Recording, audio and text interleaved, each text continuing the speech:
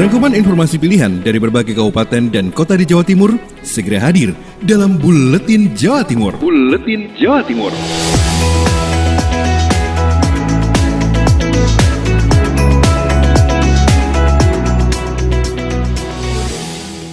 Halo, apa kabar? Salam jumpa sahabat. Bersama saya Akmal Mustafa, kita berada di Buletin Jawa Timur. Edisi hari ini Senin 14 Desember 2020.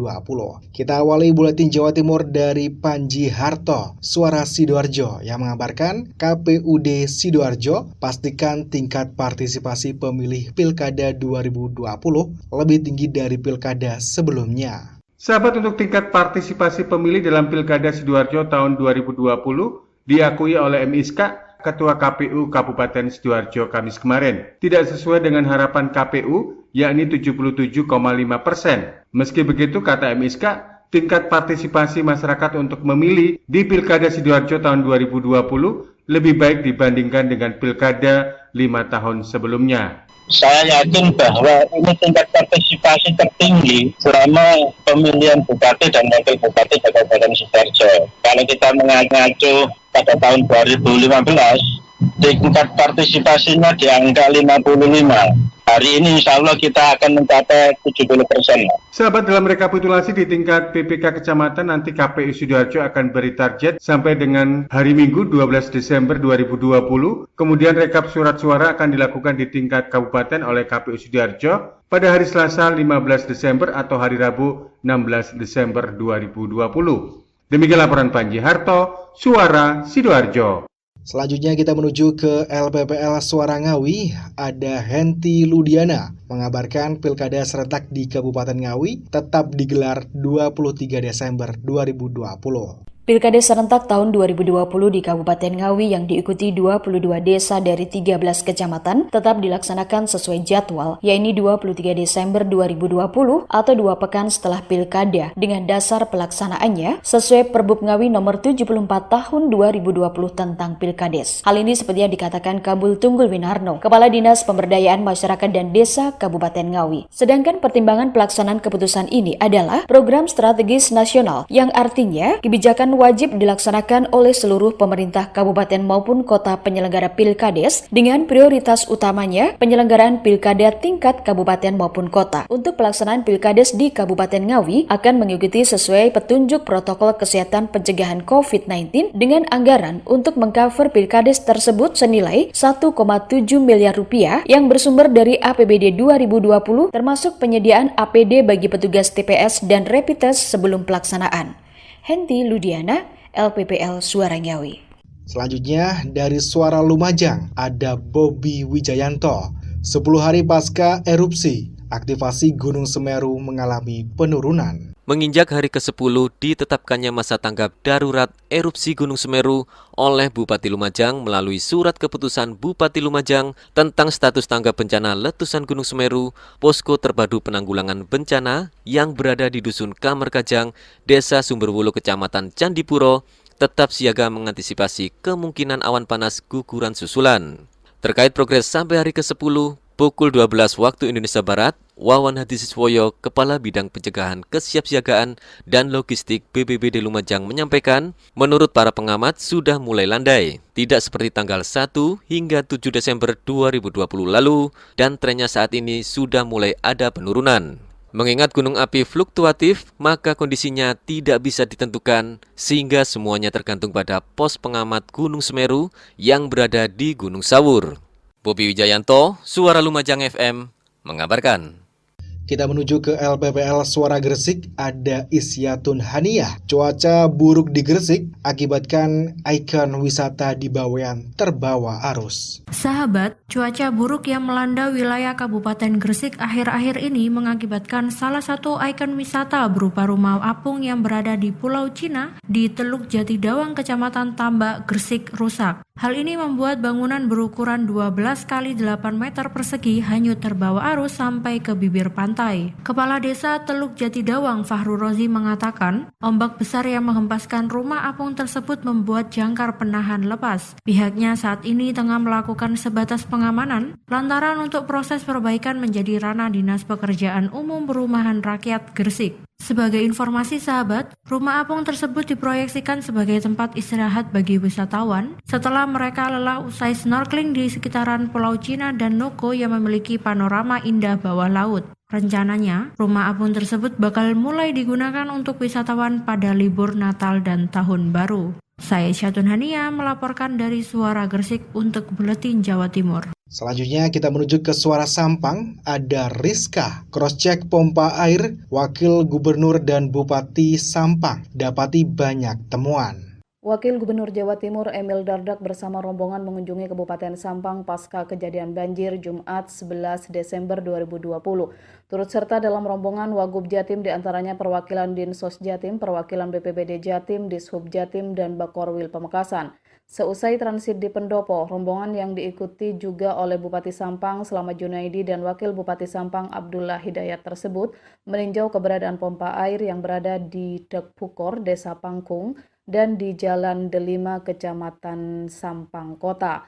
Bupati Sampang Haji Slamet Junaidi menyampaikan bahwa setelah turun ke bawah pihaknya banyak menemukan temuan terkait dengan pompa air penyedot banjir yang tidak maksimal. Ke depan mudah-mudahan tidak terjadi lagi seperti kemarin. Tentunya kalau kemarin kita lakukan antisipasi, pompa kita nyala semua, insya Allah nggak terlalu besar kayak gitu. Sementara itu, Wakil Gubernur Jawa Timur Emil Dardak menyampaikan bahwa kedatangannya di Sampang setelah mengetahui adanya pompa air yang dikelola oleh pemerintah provinsi tidak berfungsi maksimal. Dari hasil pantauannya, pihaknya mewarning Dinas PU SDA Jatim agar selalu melakukan perawatan terhadap aset yang dikelola agar ketika sewaktu-waktu dibutuhkan bisa difungsikan maksimal. Jadi ini sebagai prioritas supaya Dinas PU Sumber Daya Air Provinsi segera memprioritaskan pengefektifan aset-aset pompa yang sebenarnya sudah kita miliki tapi mengalami kerusakan.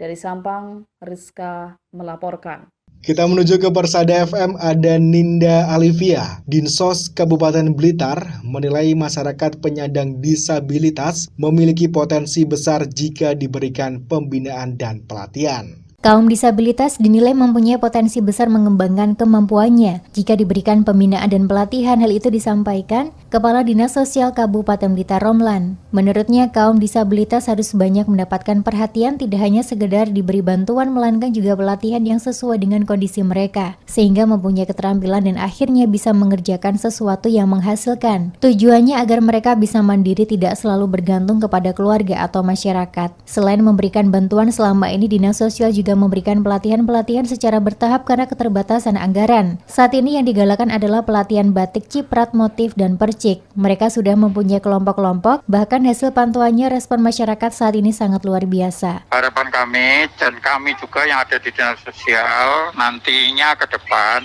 disabil harus banyak mendapatkan perhatian. Perhatian tidak hanya sekedar mereka diberikan kaitan dengan bantuan, tetapi juga yang lebih banyak adalah pelatihan-pelatihan. Romlan menambahkan jumlah kaum disabilitas di Kabupaten Blitar mencapai 6.200 orang. Angka itu sudah termasuk orang dengan gangguan jiwa. Ninda Alivia, Radio Persada FM Blitar. Kita menuju ke Mahardika Kota Blitar, ada Kirana Nisa mengabarkan Dinas Perhubungan Kota Blitar menerima minibus dari Kemenhub RI yang akan difungsikan sebagai angkutan sekolah luar biasa. Pekan lalu Dinas Perhubungan Kota Blitar menerima bantuan minibus dari Kementerian Perhubungan Kemenhub RI untuk menambah kekuatan armada sekolah pemerintah Kota Blitar. Berbeda dengan bus sekolah yang sekarang ada, minibus ini akan dialokasikan untuk mengangkut pelajar di sekolah luar biasa SLB Kota Blitar. Asrofi Romli, Kepala Bidang Angkutan Jalan dan Terminal Dinas Perhubungan Kota Blitar mengatakan, bantuan minibus ini diterima pemerintah kota usai dinas setempat melakukan pengajuan proposal ke Kemenhub RI, mengingat keberadaan angkutan sekolah Kota Blitar saat ini masih terbatas. Apalagi untuk angkutan SLB, selama ini Dinas Perhubungan masih melakukan sewa sebanyak 4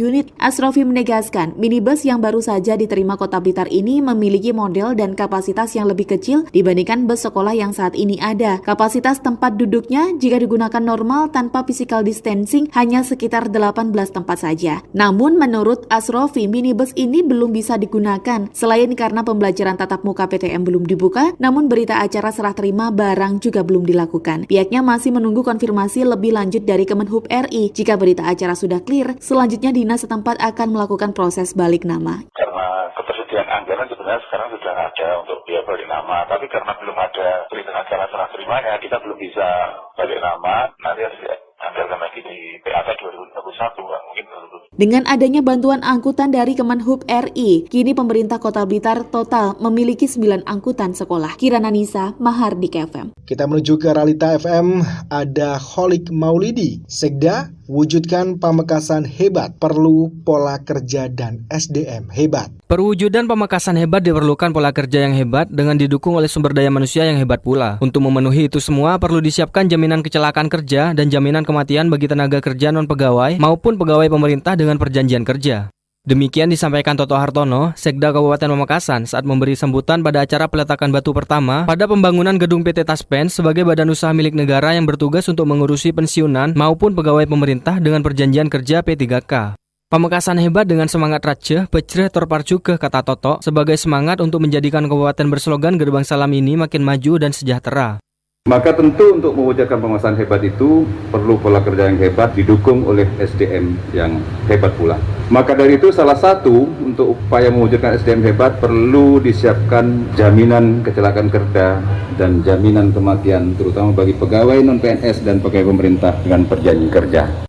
Menurut Toto Hartono, tanpa aparatur sipil yang kerja keras, cerdas, dan ikhlas, maka sulit untuk melahirkan hasil yang hebat dan luar biasa, apalagi untuk mewujudkan Pamekasan hebat, sehingga perlu perjuangan yang hebat dan luar biasa pula. Kholik Maulidi, Realita FM Pamekasan. Yang terakhir kita menuju ke Ersal Nganjuk, ada Agustin Merdekawati. 3 OPD akan beroperasi mulai tahun 2022. Gubernur Khofifah Indar Parawangsa sudah menyetujui peraturan daerah atau Perda tentang struktur organisasi tata kerja atau SOTK yang diusulkan Pemkab Nganjuk. Ada 3 organisasi perangkat daerah atau OPD baru yang bakal difungsikan. Meski demikian, ketiganya baru akan beroperasi tahun 2022. 3 OPD baru yang telah disetujui Gubernur adalah Badan Kesatuan Bangsa dan Perlindungan Masyarakat atau Bakes Banglinmas, Dinas Pemadam dan Pencegahan Kebakaran atau Damkar, serta Dinas Koperasi dan Usaha Mikro atau Dinkop UM. Dari 3 organisasi tersebut, hanya Dinkop UM yang belum memiliki gedung. Kabag Organisasi Eko Sutrisno mengatakan, setelah 3 OPD disahkan, tidak serta-merta organisasi langsung berfungsi. Butuh waktu minimal 6 bulan untuk persiapannya. Dan untuk piranti kelengkapannya akan disiapkan tahun depan. Target 6 bulan sudah harus selesai hingga OPD bisa efektif tahun 2022 nanti. Dan untuk hal yang perlu dipersiapkan menurutnya ada banyak, mulai dari pengisian jabatan, sarana prasarana kantor, hingga finansial anggarannya. Dari Agustin Merdekawati, Suara Anjuk Ladang Anjuk. Demikian sahabat informasi yang hadir di Buletin Jawa Timur untuk edisi hari ini, dan akhirnya saya Akmal Mustafa pamit undur. Terima kasih kebersamaannya. Kita jumpa lagi di Buletin Jawa Timur edisi berikutnya. Rangkuman informasi pilihan dari berbagai kabupaten dan kota di Jawa Timur baru saja sahabat dengarkan dalam Buletin Jawa Timur. Buletin Jawa Timur.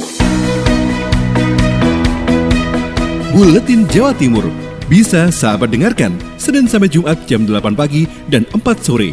Disiarkan serentak di Lembaga Penyiaran Publik Lokal Suara Sidoarjo, Persada Kabupaten Blitar, Mahardika Kota Blitar, Realita Pamekasan, Suara Sampang, Suara Kota Probolinggo, Suara Lumajang, Suara Pasuruan, Blambangan Banyuwangi, Wika Mojokerto, Suara Gresik, Pradia, Suara Tuban, Malawapati Bojonegoro, Ersal Nganjuk, Suara Madiun, Suara Ngawi, Suara Pacitan, Praja Angkasa Trenggalek, Magetan Indah, dan RGR Tulungagung. Persembahan dari Asosiasi Lembaga Penyiaran Publik Lokal Jawa Timur.